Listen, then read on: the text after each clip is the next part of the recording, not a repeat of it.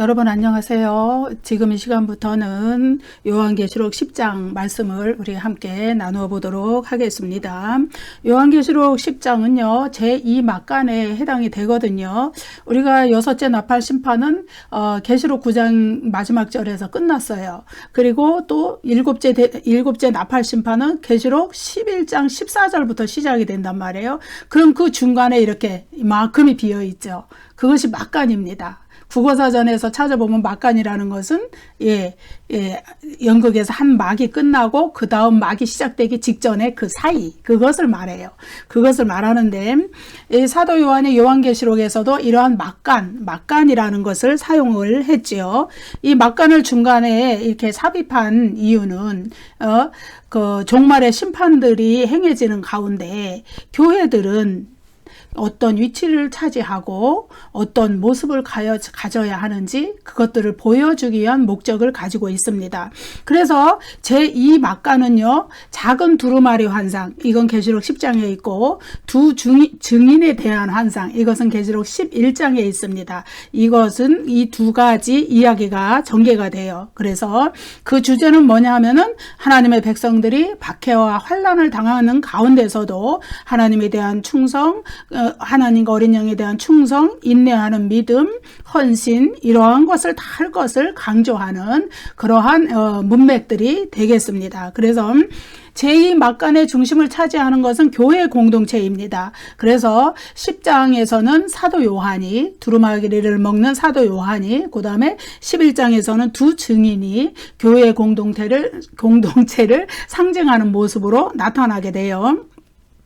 그래서 이제 교회 공동체는 이 세상의 모든 고난과 환난, 박해, 이런 모든 것 가운데에서도 하나님의 영적 보호를 받기 때문에 믿음을 빼앗기지 않고 끝까지 지켜내는 그런 모습을 이 막간에서 우리가 발견하게 돼요. 그러나 그들이 물리적으로 당하는 짐승으로 상징되는 적그리스도의 그 핍박, 박해, 이러한 것들을 그냥 안 당한 채로 통과할 수는 없다. 다시 말해서 환난을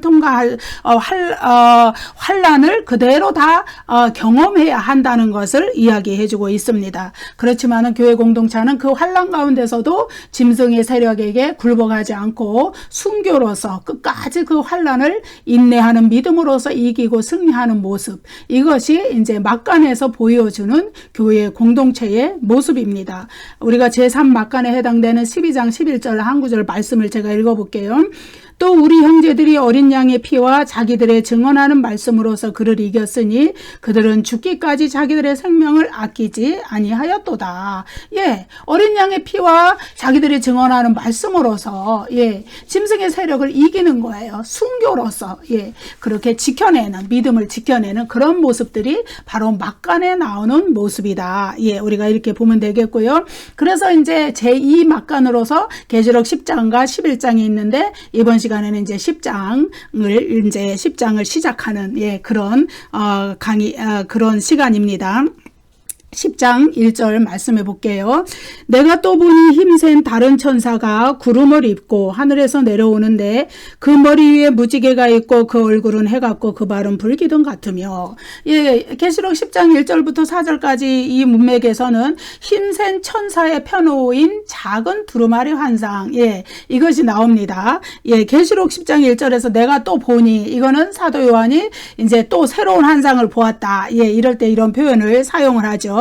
근데 여기에 힘센 다른 천사, 이 힘센 천사가 누군가, 힘센 다른 천사가 누군가, 뭐 여러 가지 견해가 있지만은 이 천사에 대한 상징적인 묘사들, 여기 이제 그 뒤에 뭐 서술이 쭉 따라 나오죠. 구름을 입고 하늘에서 내려오고 머리에 무지개가 있고 얼굴에 같고 뭐 이렇게 쭉 따라오는 이 상징적인 묘사들, 이 묘사들은 하나님 혹은 그리스도에게서 발견되는 신적 성품에 대한 묘사들이거든요. 그렇기 때문에 이러한 상징적인 묘사는 부활 승천하시고 영광 받으신 그리스도, 하나님 보좌 우편의 왕으로서 등극하셔서 통치하시는, 우주 만물을 통치하시는 그리스도께서 천사의 모습으로 신적 현현을 하신 것이다. 우리가 이렇게 볼 수가 있어요. 현현이라는 말이 여러분 어렵죠? 그것은 하나님께서 인간이 이제 볼 수 있도록 명백히 자신을 나타낼 수 있는 어떤 모습, 그것을 이야기해요. 본래 하나님은 영이시기 때문에 인간이 볼 수 없거든요.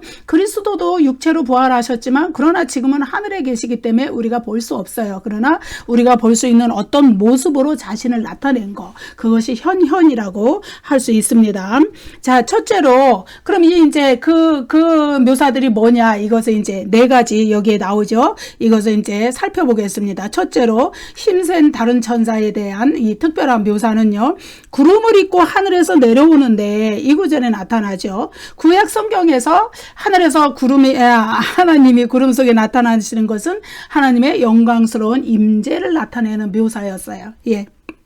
그래서 구약 성경에서 하나님 이외에 구름을 타고 오시는 분은 인자이신 그리스도이시죠. 어디에 나타나냐 하면 다니엘 7장 13절 구름을 타고 오시는 인자의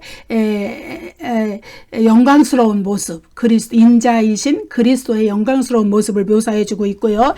요한계시록 1장 7절과 14장 14절에서는 구름과 재림하시는 그리스도가 연관되어서 이렇게 묘사가 되는 것을 보죠. 근데 힘센 다른 천사가 하늘에서 내려오는 것을 사도 요한이 지금 보고 있는데 어디에서 보고 있느냐? 지상에서 보고 있는 거예요. 하늘에서 내려오는 것을 보고 있기 때문에. 그래서 이제부터 사도 요한이 보는 모든 환상은 땅에서 이루어지는 일에 대한 묘사를 나타낸다. 우리가 이렇게 알면 되겠고요. 둘째로 힘센 다른 천사에 대한 특별한 묘사는 그 머리 위에 무지개가 있고 이 구절에 나타나요. 예. 여러분 요한계시록 4장 3절에서 하나님의 보좌에 무지개가 둘러있는 그 현상을 우리가 사도 요한이 환상 중에 본 것을 나타냈었죠. 예. 또 에스겔 선지자는 하늘 보좌에 앉으신 하나님의 영광을 무지개에 비유를 해 주었습니다. 힘센 다른 천사의 머리 위에 하나님의 영광과 언약의 상징인 무지개, 이게 있다는 것은 그 천사가 하나님 혹은 그리스도의 신적 성품을 그대로 가지고 있다는 것, 그런 존재라는 것을 나타내 보여주는 것이죠. 셋째로 또 특별한 묘사가 있죠. 그 얼굴은 해 같고, 예, 이 구절에 있습니다. 구름이나 무지개, 후광, 이렇게 빛나는 거, 해, 불, 이러한 모든 것들은 하나님 혹은 그리스도의 신적 현현을 나타내는 그런 것을 보여줍니다.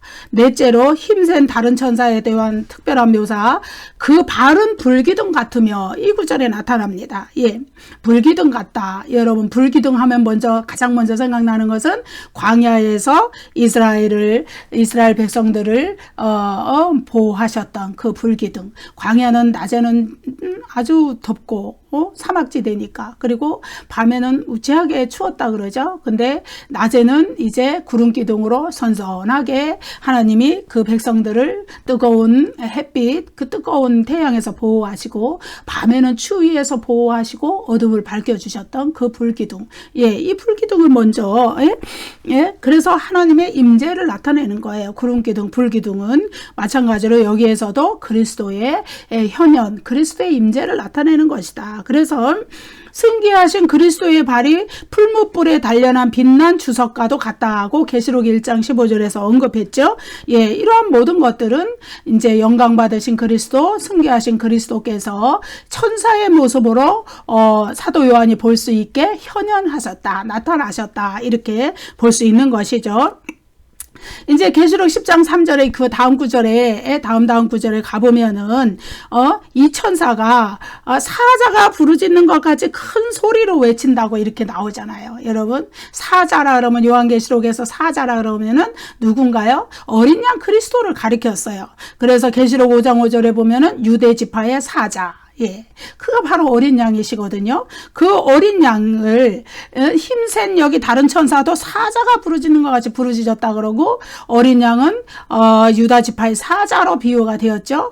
사자라는 그 묘사, 이 공통점, 이것은 그리스도의 신적인 현현으로 이 천사가 나타났다는 것을 나타내 주는 것이죠. 예, 그래서 그리스도께서 천사의 모습으로 자신을 나타내셨다, 사도 요한이 요한이 볼 수 있게, 예, 우리가 10장 1절 말씀을 그렇게 해석하면 되겠고요. 10장 2절, 예, 그 손에는 펴놓인 작은 두루마리를 들고 그 오른발은 바다를 밟고 왼발은 땅을 밟고, 예, 먼저 그 손에는 펴놓인 작은 두루마리를 들고, 예, 이 힘센 천사가 펴놓인 작은 두루마리를 그 손에 들고 있었다. 이렇게 나타나죠. 펴놓였다. 이걸로 이렇게 번역된 헬라어는 완료 분사 수동태예요. 이거는 누군가에 의해서 완전히 펼쳐진 그 두루마리의 상태를 나타내 보여주는 것이죠. 근데 여기에는 작은 두루마리라고 나오거든요. 작은 두루마리. 이 두루마리가 얼마나 작았냐?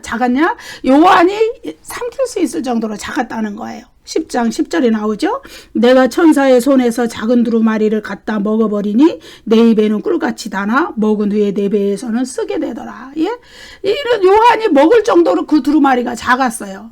그런데 여기에서 이제 이슈가 되는 것이 뭐냐. 이 작은 두루마리가 열려진 상태로 이 천사의 손에 들려져 있죠. 이 두루마리가 계시록 5장에 나타났던 어린 양이 취하신 하나님의 오른손에 있었던 그 두루마리랑 동일한 책이냐 아니냐 이거에 대해서 이제 논쟁이 있죠. 그런데 두 개는 두루마리가 똑같다. 계시록 5장의 그 두루마리, 어린 양이 취하신 그 두루마리와 또 계시록 10장에 여기 이 천사의 펴놓인 작은 두루마리는 동일한 책이라는 그 견해가 주석가들에게 아주 더 많은 동의를 얻고 있는 것을 보이죠. 그러나 이제 둘이 완전히 일치하는 동일한 것은 아니에요.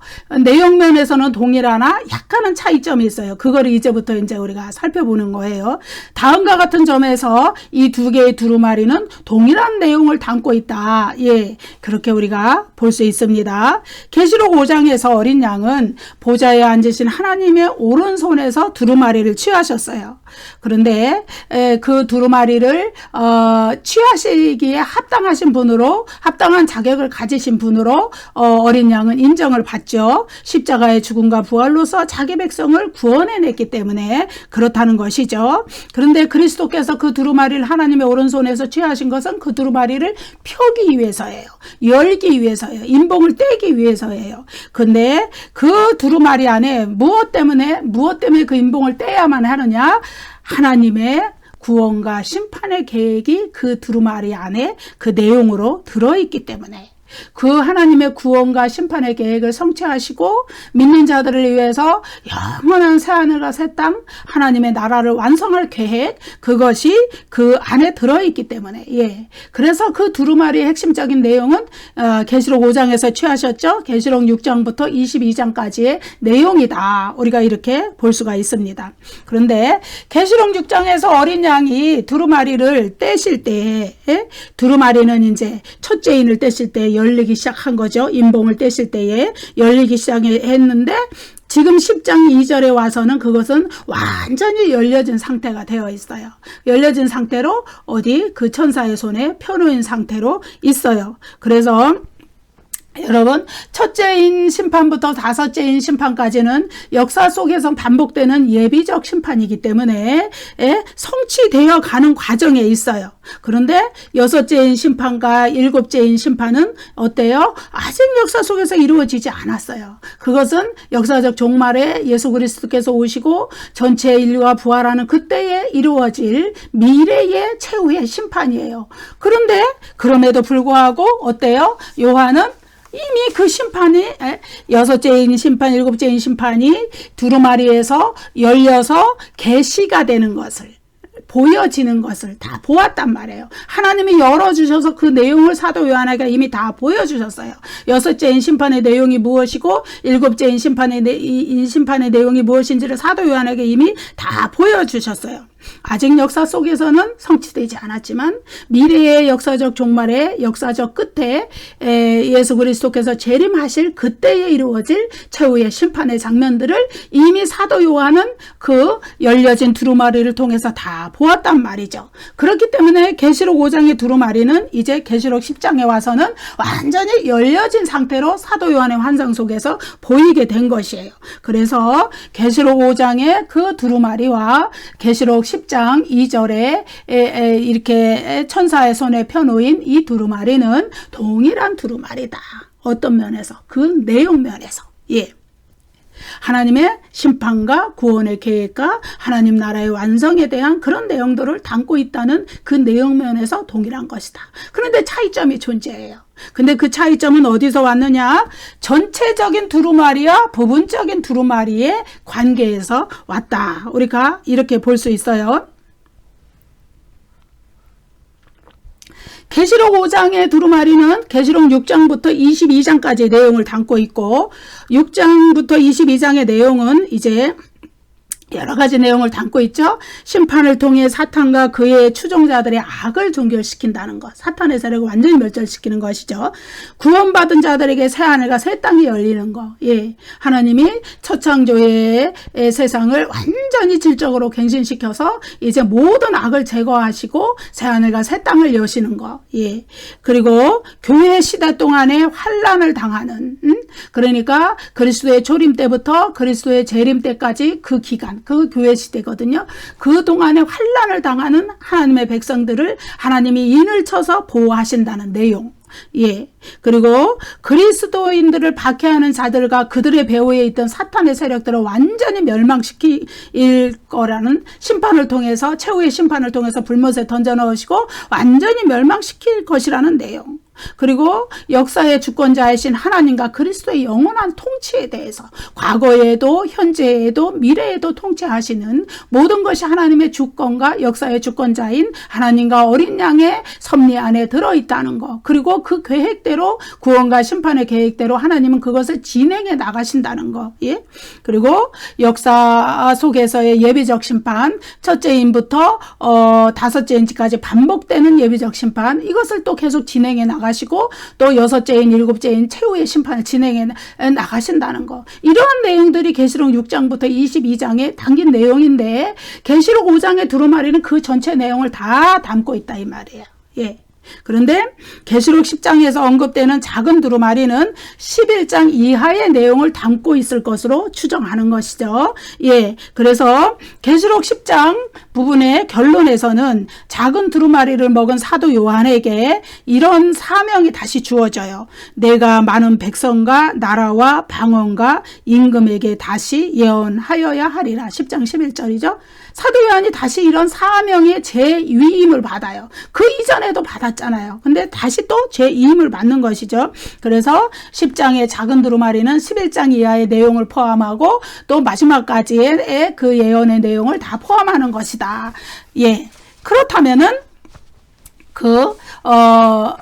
계시록 10장 2절의 작은 두루마리, 천사의 손에 펴놓은 작은 두루마리는 계시록 5장의 전체적인 두루마리의 일부분에 속한다. 우리가. 그러나 그 내용은 하나님의 구원과 심판의 계획에 대한 역사의 진행, 역사의 종결, 역사의 완성 이런 것들에 대한 그리고 새하늘과 새 땅에 대한 하나님 나라의 완성에 대한 그 내용은 동일한 것이다. 내용 면에서는 동일하다. 예, 우리가 알 수 있죠. 둘째로 또 그 차이점은 어디에서 나오느냐? 두루마리를 취한 주체가 다르다는 거예요. 계시록 5장에서는 두루마리를 취하신 분이 누구시냐? 어린 양 그리스도시죠. 예, 영광 받으시고 하나님 보좌 우편에 앉으신 왕으로 앉으신 그리스도께서 십자가의 죽음과 부활로서 그 두루마리를 취하실 자격을 얻으셨어요. 그래서 그 임봉을 떼실 자격을 얻으셔서 그래서 그 임봉을 떼시고 심판을 주관하시는 심판주가 되시는 거예요. 그래서 그리스도는 역사의 진행 과정에서 사탄과 그 추종자들에 대한 예비적 심판, 첫째인 심판부터 다섯째인 심판에서 오죠. 그 다음에 믿는 자들의 영적인 보호와 구원, 사탄과 그 추종자들의 최후의 심판, 여섯째인 심판, 일곱째 심판에 해당하죠. 하나님 나라의 완성, 이러한 모든 것들을 주관하시는 분이 두루마리를 5장에서 취하신 그리스도시라는 거예요. 예. 그래서 종말 시대의 심판과 구원은 오직 그리스도께 속한 사역이고 우주 만물에 대한 그리스도의 통치권을 실현해 나가는 과정이다. 예. 그렇게 우리가 볼 수 있어요. 반면에 계시록 10장에서 천사로부터 두루마리를 받아서 먹은 것은 누구예요? 사도 요한이에요. 예. 두루마리를 먹은 요한에게 많은 백성과 나라와 방언과 임금에게 다시 예언하는 사역이 주어지죠. 예언 사역이 부여돼요. 심판과 구원 사역을 그리스도께서 하신 것에 근거해서 예. 다시 사도 요한에게 예언 사역이 부과가 됩니다. 그래서 성도의 사역은 그리스도의 십자가와 부활의 사역, 그 구원 사역에 근거해서 성도의 사역은 이루어진다는 것을 나타내 주죠. 셋째로 또 다른 점이 뭐가 또 하나 있냐. 환상 속에서 두루마리를 취하신 장소가 다르다. 예. 계시록 5장에서 어린 양이 그리스도께서 하나님의 오른손에 펴 있는 오른손에 있는 두루마리를 취하신 것은 하늘 성전이에요. 하늘이에요. 예. 요한은 환상 속에서 하늘의 하나님의 보좌 앞에서 이루어지는 일을 보면서 그 두루마리를 취하시는 어린 양의 모습을 목격을 하죠. 그런데 계시록 10장에서 사도 요한이